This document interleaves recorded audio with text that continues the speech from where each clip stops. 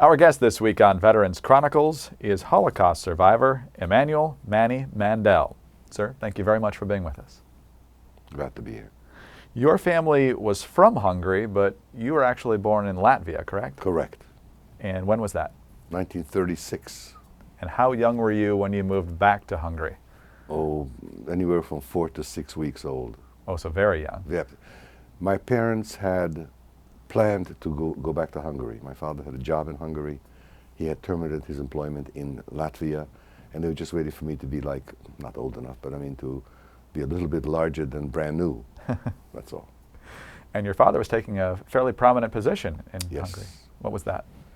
My father was a cantor all his life, and his dream in life was to become one of the chief cantors of Budapest. There were 4 of them in one of the major synagogues in Budapest, which he was able to arrange in 1936. Thus, he went back to Hungary. He had been the chief cantor of the city of Riga for 3 years prior to that. So he was very well known and obviously Yes. very good at it. Yes. 1936, by that time, Adolf Hitler is in power. He had not begun his conquest yet, but the persecution of the Jews in different ways had begun. What was life like in your earliest memories? The persecution, in my case, didn't happen until much later. Actually, it didn't really happen anywhere and at that early. But the point remains that since I was living in Hungary, and I was a baby besides, you need to remember that Hungary had a relationship with the Nazi government which was unlike any other country except for Italy. They were allies. As a consequence, the Holocaust comes to Hungary quite late. The war is a much larger issue in Hungary in 39, 40, 41, 42 than the Holocaust is. In what way? How did the war affect the public then? Bombing every day. We had, I mean, not in 39, but in 41, 42, the Russians bombed from one side and the Allies bombed from the other side because Hungary was an ally of Germany, it was an enemy. As a consequence, when I got up in the morning when I went to first grade, I was not certain that the building next door to us would be standing. Was your family aware, were your parents aware of what was going on in the Jewish community during that time? As I say, at this point, this isn't so much the Jewish community, it's the community at large. Right. They were still listening to the broadcast from England on the BBC's Hungarian service, while we could still do that. As you know, Europeans, to this day perhaps, I don't know, had to have licenses for radios. So as long as we had a license for the radio, we could listen to broadcasts. And I remember as a very young child, I don't know exactly when, I was kind of puzzled and maybe upset that they were very pleased to hear a little later on that the Allies were advancing in North Africa. It was confusing to me because after all, the people here, the Hungarians, no Nazis, just Nazis, yes, but not the Germans. The Hungarians on the street, the military on the street, I thought was my home team. I was wrong, of course. They were kind of glad that the home team was losing. And that's very puzzling for a child. Sure. So they understood exactly what was going on. Of course. How much were they aware of what was happening in other countries, whether it's Germany or Poland or other countries? Later, a great deal. It depends on when. I don't think they had a great deal of knowledge about anything as the war began. Kristallnacht in 1938 in Germany, the invasion of Poland in 1939, the annexation of Austria, those were kind of happenings in history which did not impact on us directly, and I don't think they gave too much of a hang about that. It did not impact on our daily lives. Our travel was unrestricted at the time. We went on vacations still. I think that all commerce was going on. There were some limitations on school, on professions, but they would not impact, on a child. Mm-hmm. So I don't know if they were particularly concerned. I can tell you one thing, the concern did not become real until very late, until too late. I heard my father say, as many, many, many people said, what do you mean it's going to be a problem? It's going to blow over. So there was not quite. There was the assumption that because Hungary was aligned with Germany that the same problems that were happening elsewhere would not come to Hungary? And also we saw ourselves as very good Hungarians. There was an emancipation of the Jewish community in the 19th century, and as a consequence, Jews had prominent positions and they never expected anything to happen, much as the Jews did not expect anything to happen to them. It was a major kind of a awakening when things began to happen. I can tell you anecdotally, my grandfather, my father's father, whom I never knew, he died before I was born. Once he lived in a little village and he was kind of a local, some kind of registrar. He did not do very well in business and he had a kind of like a government job of sort. My grandfather went to Budapest for some kind of a meeting and came back, my father tells me, and was so tremendously proud of seeing the Hungarian soldiers and the Hungarian police with their cockadoodle hats and their feathered hats. I mean, these were his people. The Hungarian Jewish community felt themselves as being very Hungarian. At no point did that disturb their Jewishness. But they were ethnically very Hungarian and figured, why should they have any kind of problems? Any more than any non-Jew in Hungary. It didn't turn out that way. So, in terms, you were talking earlier about the confusion as a young boy of having your family hope that the Hungarian forces would ultimately lose because they were aligned with the wrong side in the war. Was that uniformly the belief, as far as you could tell, inside the Jewish community in Budapest? Well, I'm not sure that they were concerned about it in that way, but they were perhaps, I would say I was concerned and confused and puzzled. They were just puzzled. You, from what I've read about your background, things did, of course, deteriorate there, and you tell the story of your father accompanying you to school in order to protect you because of the way that Jewish kids and other Jews in the community were being treated. The protection here was kind of a prophylactic one. Not everybody who went to school was in fact whacked on the head. But when I was in first grade and I had to wear a yellow star, I thought the yellow star was one of the finest things in the whole world because after all I was a little guy, 6 years old, just like the adults. And I thought that was a mark of distinction until I discovered that it was not a mark of distinction, which I can tell you about whenever you're ready for me to begin to tell you how I discovered that. Mm-hmm. He would follow me to school, or somebody would follow me to school just to see to it that somebody doesn't whack me on the head. Not because they wanted my books, my coat, or my shoes. It was like open season. It didn't happen to me, and it didn't happen to everybody. It happened to some. And my father was seeing to it that either he or somebody would follow me so it doesn't happen, even though we lived perhaps 3 blocks from the school. We lived at number 11 of the street, and the school was at number 44. We could see the school from my parents' bedroom on the 5th floor of the building, which is the top floor of our apartment building. So it was pretty safe in many ways, but there was some concern. There must have been some noises in the neighborhood, and that was kind of a protective device that they employed. I began to understand that differently when I was maybe 7, a little after 7. My father was home from his various incarcerations, if you will, in labor camp. And I'll tell you about labor camp anytime you want to hear it, but let me not deal with that for the moment. Mm-hmm. He was home and I said to him, Pop, would you consider please buying me a bicycle? I had like a tricycle of sorts, kind of a large trike, but I was 7 years old, I could ride a bike. I couldn't ride a full-size bike, but I could ride maybe like an 18-inch bike. So he said to me, well, there are 2 problems. One I can solve, the other one I will not solve. The first problem is that we live on the 5th floor of this building. The elevator is out of service as much as it's in service, because the parts for the 50-year-old elevator need to be manufactured by the same factory that is now doing munitions and war material. And the elevator parts are very low on the priority list. Okay? So I would have to have the bike trucked downstairs. We'll go out to the park, you'd ride and come back. He says, I'm willing to do that. I mean, I personally could not handle a bike down 5 flights of stairs. It just wasn't big enough. My father could. But the second problem is a different one. The second problem is one whereby if you are riding in the park with the yellow star in your chest, and you're out of my sight for 12 seconds, or whatever, somebody can whack you on the head.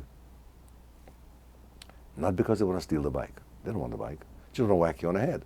And for that reason, I'm not going to get you a bike. Now, besides being terribly disappointed, I also began to understand that maybe this star is not a mark of distinction, but a target. And it began to dawn on me that something must be going on here that makes me identified with that star differently than the kids next door to me in the apartments, 2 girls with whom I was very friendly, and they were not Jewish kids, so they had no yellow star. So that was the point where your father felt you could begin to understand why the star was not meant to be a mark of distinction. Well, he knew that. Sure. But I began to understand it. So they protected you for the first couple of years. Absolutely. But they protected me the whole time. I was very much in a bubble. But I began to have the insight into why the star is a problem, and through that to understand there must be something going on which makes us either different or something. Remember, there was nothing that happened on a day-to-day basis that would give me any, well, things happened, yes, but not that would in any way impact on me specifically. Law was passed that the Jewish community could not have telephones. Man comes to the door and says, I have to take your phone. Now, that's a problem to my father who used the phone at work. I didn't use the phone at work. So having a phone gone was not a problem to me, but I knew that was happening. Again, the answer to the question why was not available. The maid that we had, most middle-class families employed maids who lived in the maid's quarters in our apartment. She had a room and a bath, and she was a very nice little 18-year-old young woman from the farm. She would help my mother, but remember, in those days there's no washing machine, no drying machine, no microwave, we had a gas range, yes. No refrigerator, no freezer.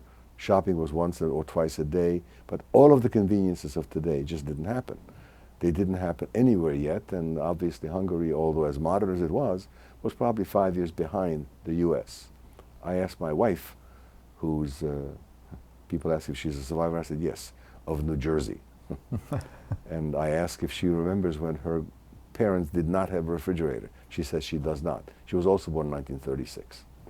So we were 5 years or 8 years behind in that development, and the man came with the ice. Every 2 or 3 days, the ice would melt, we would dump out the water, and it would be fresh ice. But that required daily shopping. And all of that work that had to be done was done by my mother.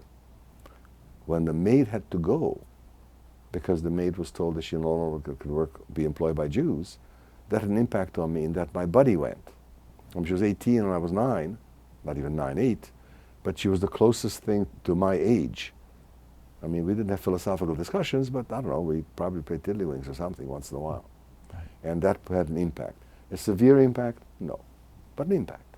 So you put these pieces together, you begin to see a pattern. Manny, let's take a brief break right there. We'll pick up your story on Veterans Chronicles in just a moment. Welcome back to Veterans Chronicles. We're joined today by Emmanuel, Manny Mandel. He is a survivor of the Holocaust. In our first segment, we're talking about life in Budapest in the early years and him and his family being forced to wear the yellow stars along with other Jews, and how that life was a little bit different than in other countries, but how it increasingly got more oppressive. And in the break, Manny, you said there's an important part of this story that emanates from Yugoslavia in the early 1940s, specifically 1941. The winter of 41. My mother is from southern Hungary, which at the time was Yugoslavia. You have to remember that when after the First World War, Czechoslovakia was created, Hungary lost some territory because they lost the war the first time too, and northern Yugoslavia, which was ethnically Hungarian, became Yugoslavia. My mother is from that part of the world. I mean, she told the story that she was like 10 years old when the war ended in 1918. Teacher came into the class and said, okay, kids, when you come back to school on Monday, we're going to change language from Hungarian to Serbo-Croatian.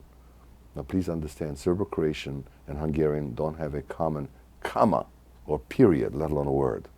Entirely different family of languages. But the kids were bilingual. It made no difference to them. That's not important, just to describe Yugoslavia. Sure.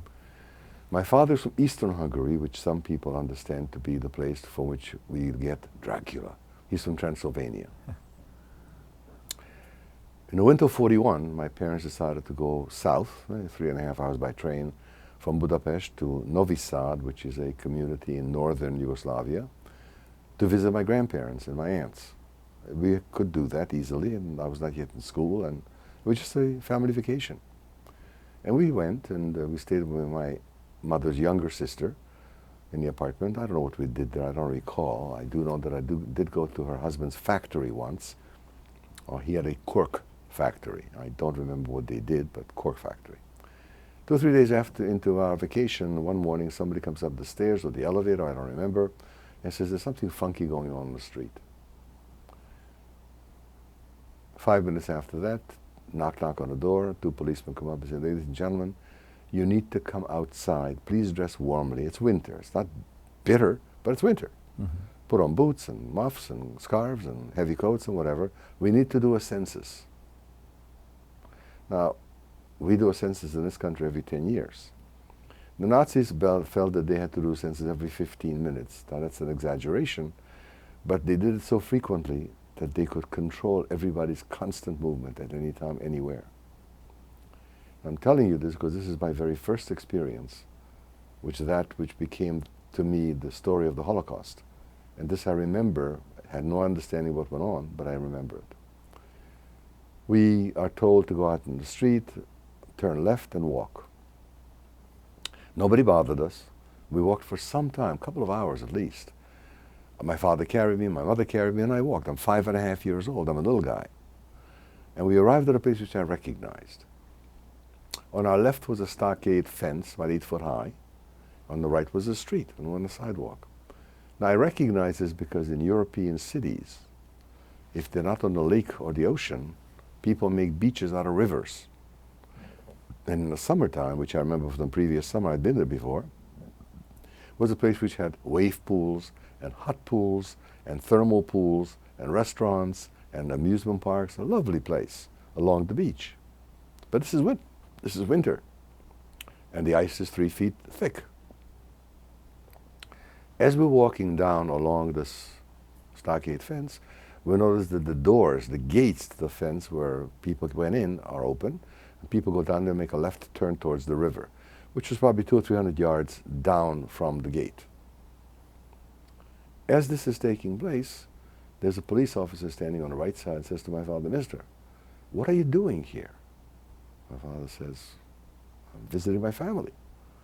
He says, "Oh, that's fine, that's not the problem. The problem is, you're not from here. I know that because I was brought in for this particular program from Budapest. And I'm a foot policeman a block from where you live, and I've seen you on the street many, many, many times. I recognize you." We talked earlier about my father having a pretty prominent position in the community. He was recognizable. He says, "If we count you in the census, you'll mess up the numbers. Step aside." By this time, my aunts and my grandparents, some other folks, a dozen people or so, some of whom belonged in the community, got together. We all step aside. Within minutes, if a minute even took place, of that activity, the staff car comes down the main road, the uniformed guy comes out, has a powwow with the rest of his buddies, and gets on the bullhorn and says, "Ladies and gentlemen, the requirements of the census have been met. Please go home. There's a school right nearby. There's coffee and hot chocolate there if you want it, but go home." Now, please understand that besides the fact that I'm 5.5, the adults didn't have the foggiest possible idea of what just took place. It made no sense. We go home to my aunt's house, and my other aunt, my mother's other sister's calling all day long. She says, "We had some plans. Where were you?"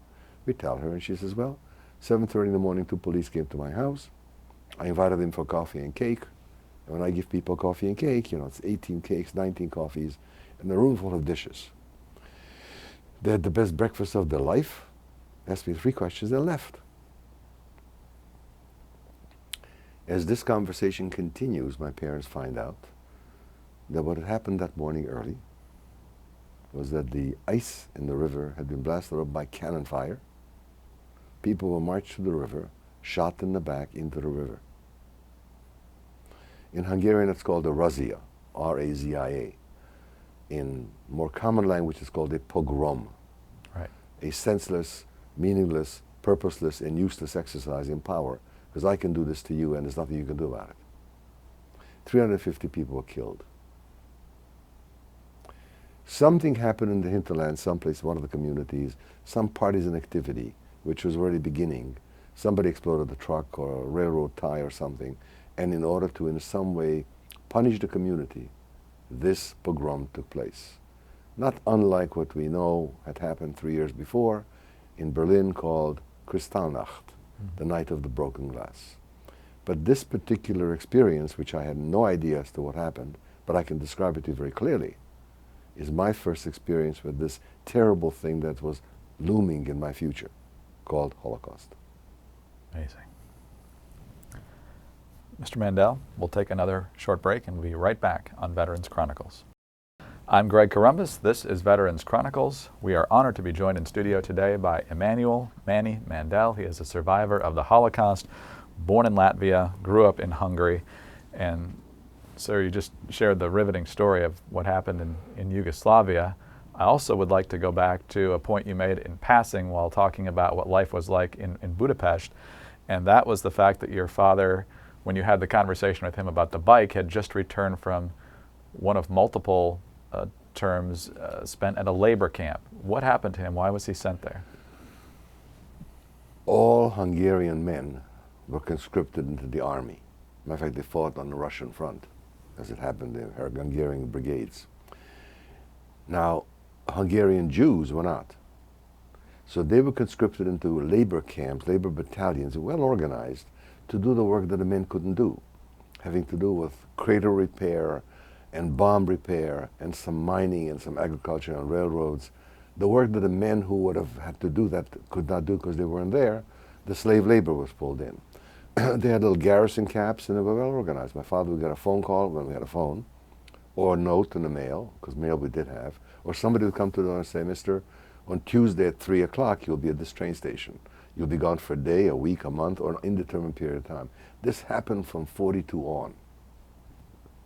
So my father was home and not home with absolute no predictability. In many ways, I hardly saw him from 42 to 44, and then later from 44 to 46, I didn't see him at all. But that had impact on me because when I'm in 42, I'm 6, and 43, 44, I'm between 6 and 8. My father is substantially out of my life.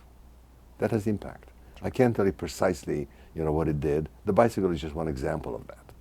But it has impact, and that's one of the things that, if you add them up, adds up to my Holocaust remembrances and how it impacted on my life. Of course, of course. Between 42 and 44, or even earlier than that, and 44, even as a young boy, were you able to see things getting worse and worse, or have your mother describe it to you as getting worse and worse?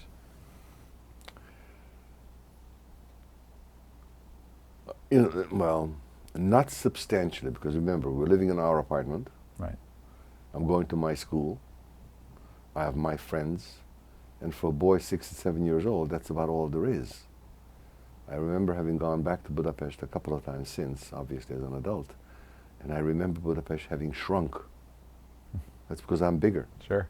And the point is that my city was, probably 8 or 10 square blocks. That was my city. It's a much bigger city than that. But it didn't impact on me in a direct sense. And as I said a few minutes ago, in many ways my parents put me, and I think other parents put other kids, in bubbles to essentially protect them from some of those things that they probably couldn't understand. And I can remember, and the understanding came much, much later. I mean, evolved when I was 8, 9, 10, 11, and so forth. So you had no idea, beyond them keeping you in a bubble about what was happening in Hungary, you knew nothing about concentration camps before 1944. Because they didn't that's basically correct. A little earlier in 44, maybe late 43. You want to remember that in 1942, there was a conference called, in Berlin, called the Wannsee Conference, at the Wannsee Villa. The building still stands, it has no significance. This is where people were called together for the purpose of coming up with the mechanics of the final solution to the Jewish problem, which we all know is to kill them all. And they appointed a man to manage this issue, a man by the name of Adolf Eichmann. Eichmann does a very good job. He clears the hinterlands of Jews in France and Belgium and Romania and God knows everywhere else. He gets to Hungary in March of 44. Now by March of 44, this is incredibly late in the war. D-Day is in June of 44 and the war's over in May of 45. Right. So that we have to understand that we knew that my grandparents, the ones I described before in Yugoslavia, were deported.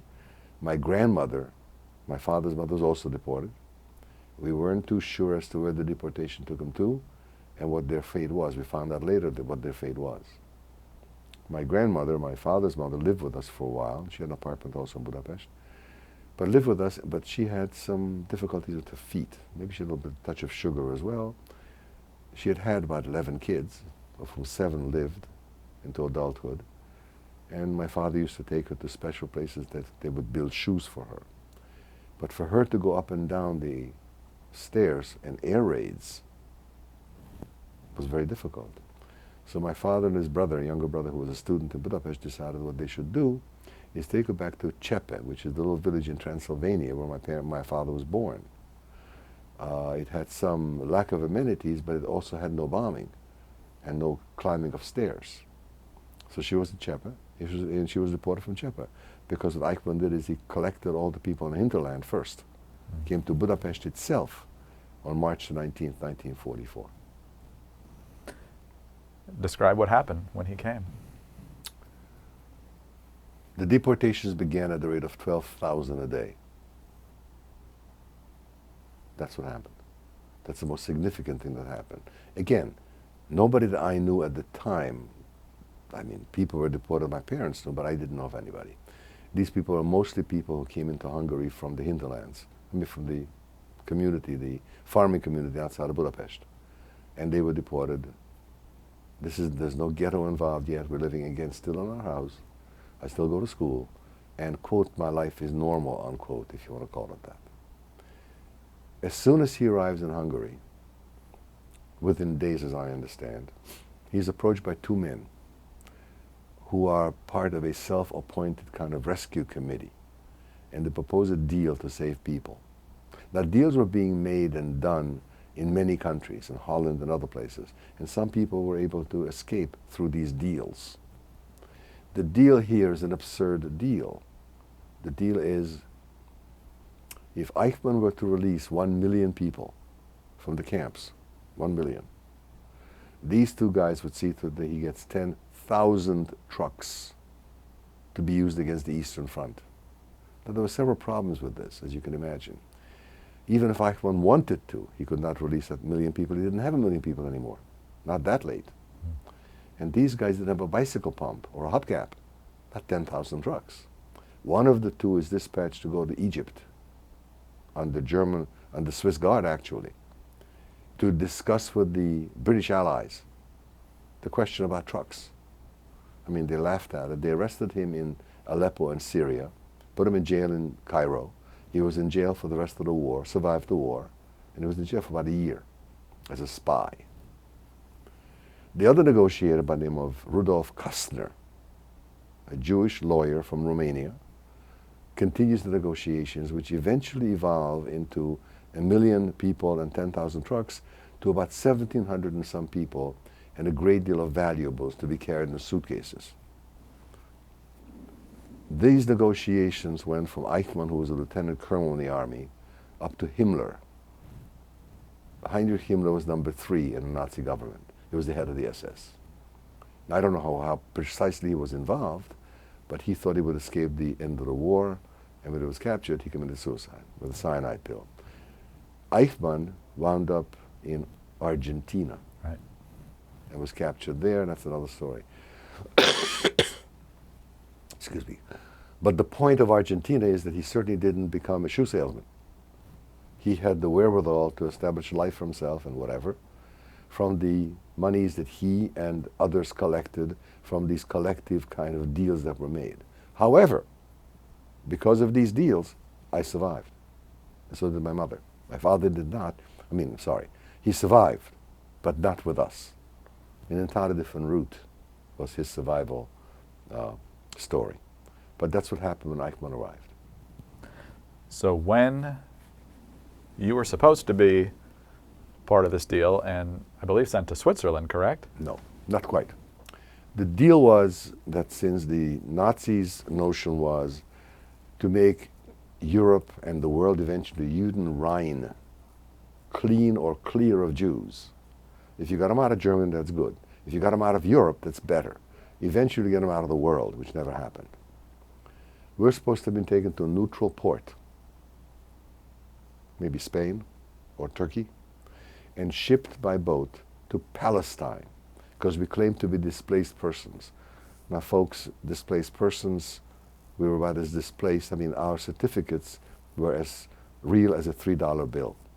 But for some unimaginable reason, the Nazis accepted those papers, much as they accepted a little bit later the papers that were issued by Raoul Wallenberg, the Swedish diplomat in Budapest, right, who issued Swedish passports or exit visas or citizenships those were about as valid as a $3 bill.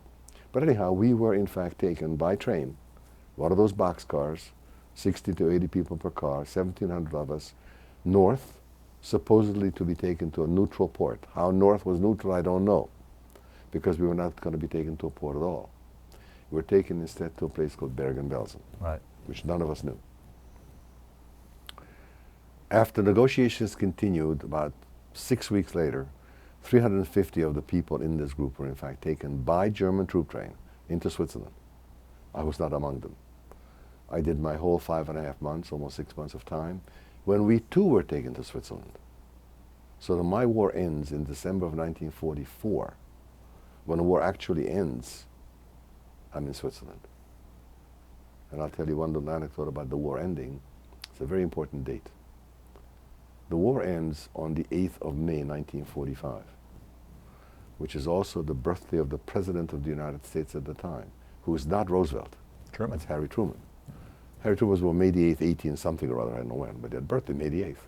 And it's particularly important to me because my birthday is also May the 8th. Ah, So the war, Harry and I share. wonderful. Describe Bergen-Belsen. Bergen-Belsen was a concentration camp, a transit or transfer camp. It was not a death camp. I mean, it was not a killing camp in that people were brought there to be killed. Lots and lots of folks died in Bergen-Belsen from malnutrition, from starvation, and from typhus. Typhus is a disease that today, I've asked many, many physicians. Oh yeah, I saw typhus once in third-year medical school on Tuesday, one slide. I mean, that's how they know about typhus. But typhus was rampant. It's a bacterial disease, I think. It has something to do with sanitation. And it kills you. Food was minimal. When you see the liberation of Bergen-Belsen, the Germans began to burn it to destroy the evidence, and the British destroyed it by bulldozing it.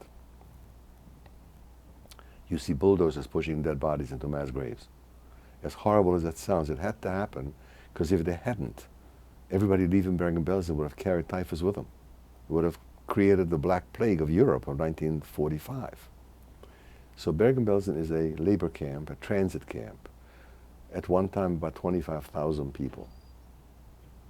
Because we were in this particular group of hostages, as it were, they did not kill us. I don't mean kill us, didn't work us to death. Because obviously if they killed us, whichever way they killed us, they have nothing to negotiate with. They couldn't get the monies that came from all over the world, not just our money. They could not have had that kind of valuables if they had nothing to trade for. So we were given the same lack of rations, the same lack of housing, the same constant, again, the census every day outside in the mud for 2 and 3 and 4 hours. But we were not sent out to work, which probably saved, nobody died in our group. And all 1,700, whatever number, eventually arrived to Switzerland in 2 sections. So Bergen-Belsen was a place which was very unpleasant, but for us was a little bit less unpleasant than the next area right next to us, the next quadrant, or the next set of barracks which were next door to us, which I think was a Polish section, if I remember correctly. Couldn't talk to them, didn't speak Polish. Just a couple minutes before our next break, so you've explained what happened with you and your mother. You said earlier that your father survived in a different way. What happened to him? But he was in labor camp. He was in labor camp in territorial Hungary until just about the time that we in fact were deported or taken out on our train ride to the ship, which turned out to be Bergen-Belsen. Around that time, for reasons that I cannot explain because nobody can, he and his brigade, regiment, whatever it was called, were taken out of Hungary into the Ukraine for similar work. Very primitive, very poor conditions. At some point in later 44, maybe in the early fall, while we are in Bergen-Belsen, he and a couple dozen of his buddies decided to take the risk of just walking away. By this time, the Germans were being pushed in one direction, the Russians were coming from another direction, and they were willing to take the chance of just walking away. They slept during the day, they walked during the night, they ate whatever they could find, they cooked potatoes in the exhaust of trucks, in the heat of the exhaust of the trucks, And they in fact walked back from the Ukraine to Budapest, which is a hike. My father's back in Budapest before the Russians arrive. And the Russians are the ones who liberated Budapest. So he survives, and eventually, and we did in fact from Switzerland, my mother would not go back to Hungary, in fact went south, as our original intention was, and wound up in then Palestine. So I was at that time a Palestinian, which I laugh about, because you talked about being a Palestinian. I'm not the one who you describe. He then followed us in 1946, and we all got reunited in Budapest, in Israel. Well, not yet, in Palestine really, which then became Israel. Okay. So that's his story. Well, let's pause briefly and we'll come back with one more segment Sure. with Manny Mandel. This is Veterans Chronicles on the Radio America Network. We're in our final minutes with Holocaust survivor Emmanuel Manny Mandel. Sir, it's been an honor to have you with us today. When we left off a difficult story with a happy moment. You're finally reunited with your father, and your mother had been with you the whole time. You're in what would soon be Israel, but Palestine at that time. Explain what it was like to move to that completely foreign place to you at that point. Let me precede that just by a quick comment about the fact that our family at this point is 3 people: my mother, my father, and I. People ask me if I have siblings, and I answer no, for 2 reasons. I mean, I don't answer for 2 reasons, but there are 2 reasons. One is that my father was over here, my mother was over there, and that's not the way you make babies. But more specifically, I think my parents, I mean, I know this not for as a fact, we never discussed it. They made a conscious decision that said, we are not going to bring another child into the world. I was born in 36. A sibling would have come in 8, 9, 40, something like that, right? That's a reasonable span of kids. Right. And I can kind of document it by saying to you that my mother comes from a family of 6, 3 men and 3 women. In the aggregate, these 6 families had 5 children. It's a very low production rate, right? Sure. So here we are in Palestine. My father comes out. First thing that had to happen is I had to kind of reacquaint myself with him. In 1946, I'm 10 years old, and from 7 or so to 10, those 3 years, or from 8 to 10, from 8 to 10 I don't see him at all, but from 6 to 8 I see him intermittently when he's called back and forth into the labor camp. Life in many ways was very exciting in Palestine and Israel with the creation of the state. And we were basically happy there. I said very much earlier that my grandfather, my father's father, was a kind of a minor functionary in the county government. He was not a successful businessman. He inherited apparently some significant amounts of stuff, I don't know whether it's property or livestock or whatever, from his in-laws, from my grandmother's parents, but he didn't do well with it. So in 1914 he decided to ship his eldest daughter to the United States to live with a cousin, to reduce the number of mouths he had to feed. Well, my father hadn't seen his sister in 35 years. He decided he'd like to come to the States to visit her. He lost 2 brothers and some others during the war. A very little family was left. He thought he would like to renew that acquaintance. She left so early that she never even met her youngest brother, who was born after she left home, my Uncle David. My father came here, and through a number of significant movements and some legal maneuvering, that was able to manage, with the help of my then cousin, who's now gone, the son of this aunt, who was what is called a Philadelphia lawyer. He was with a major firm, and he was able to find some ways for my father to stay here and change his visitor visa to permanent residency, at which point he then wrote to us and said he wants us to do what we need to do and come here. So in March of 1949, we all were reunited here and have been here ever since. Now, I was not happy because I thought that Israel at the time was a very exciting place. I was 13 years old. I was old enough to understand what's going on, too young to be in the army. But there was a family vote and I lost 2-1. Sir, obviously there's much more we could get into following 1949, but it's also worth pointing out for our audience that you are still very active in making people aware of what happened with the Holocaust through your work with the U.S. Holocaust Memorial Museum. I traveled for the museum some. I can tell you anecdotally, and I think it's interesting, even though it's only a minute, I did a trip in October to Pocahontas, Arkansas. You ever hear of that? No. Nothing of Pocahontas that we know from the Indian stories. Sure. It's a community in Arkansas, 6,000 people who for 12 years have had a 3-day Holocaust commemoration and asked for a museum survivor to come down and speak at 5 or 6 different locations to hundreds of people. I do that. I speak to groups here, I do tours. Well, sir, thank you very much for all you do. Thank you for sharing your story with us. We appreciate you coming in today. I'm Greg Columbus for Veterans Chronicles on the Radio America Network. Our guest today has been Emmanuel Manny Mandel, survivor of the Holocaust.